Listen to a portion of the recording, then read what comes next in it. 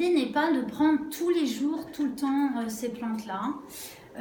Pour ce qui est de Gotu-Kola, Centella asiatica, c'est une plante qui vous permet, au moment où vous avez vraiment un effort intellectuel à fournir, un coup de bourre, un truc, quelque chose vraiment voilà, important, vous pouvez vous aider avec ça. Mais voilà, il n'y a pas à prendre ça tous les jours, tous les jours. Kapikachu, ça c'est pas mal en préventif de toutes les maladies neurodégénératives, mais en petite dose.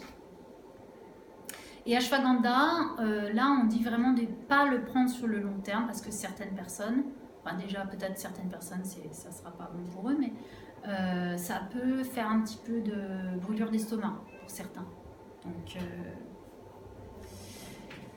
et alors, sur une étude publiée par une clinique ayurvédique indienne, ils avaient fait des suppositoires pour une personne qui avait stress post-traumatique.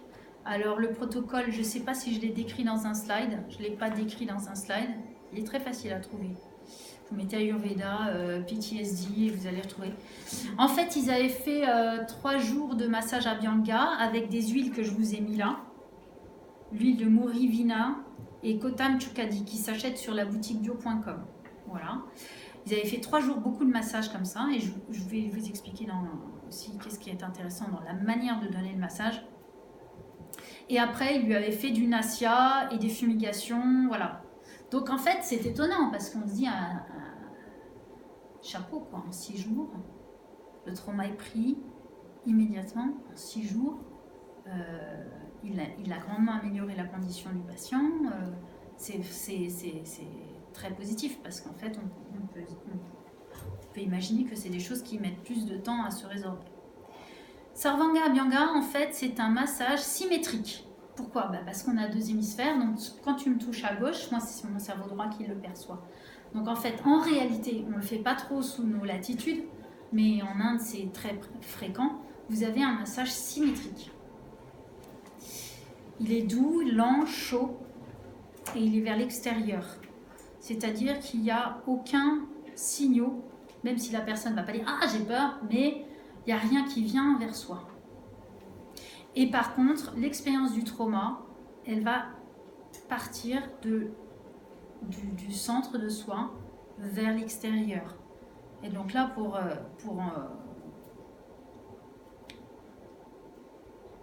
enfin, il n'y a rien de mieux que de lisser vers l'extérieur en permanence. Donc, vous représentez bien la personne, à un moment elle est assise, il y a un masseur à gauche, imaginons le bras, on soutient sous l'aisselle, on va masser comme ça. Et l'autre il fait pareil de l'autre côté. La personne est comme ça. Oui, je vous ai dit pour la boutique bio, les bonnes huiles. Ok. Alors, à votre avis, pourquoi l'individu et la société étouffent le trauma ? Pourquoi il y a tant d'occultation et de déni ? Moi, ma version des faits, c'est qu'en fait, il n'y a pas d'espoir d'avoir une solution. Alors, comme on n'a pas la solution, on étouffe le problème. Ça peut être une réponse. Mais on est en 2019. Aujourd'hui, on connaît quand même beaucoup de choses sur le cerveau. Il y a Internet. Il y a beaucoup de gens qui parlent, beaucoup de gens qui osent se plaindre. Et il est temps de sortir du déni, de l'occultation et de trouver des solutions. Donc, à ce séminaire de l'association Mémoire Traumatique et au séminaire aussi qui va avoir lieu à Liège de la chaire de Denis Mukwege, donc le grand chirurgien du Congo qui opère les femmes qui ont été victimes de violences sexuelles et qui prend en compte aussi leur trauma psychologique, eh bien, on voit bien que la démarche holistique est nécessaire.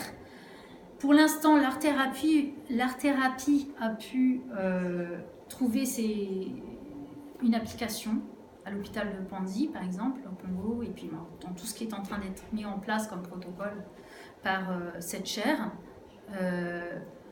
L'art thérapie, le yoga a trouvé sa place, et pourquoi pas l'ayurveda.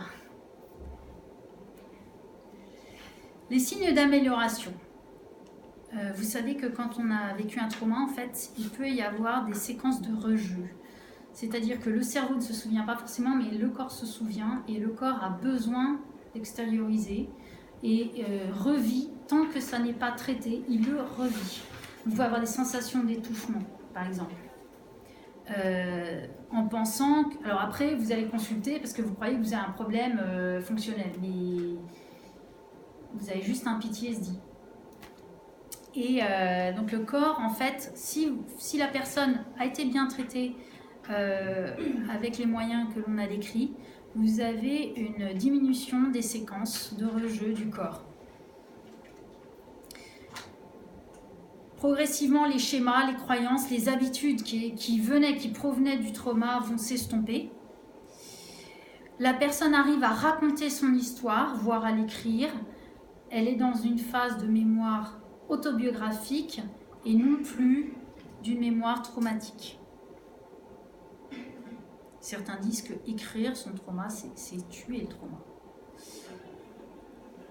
Et puis la personne, même si ce trauma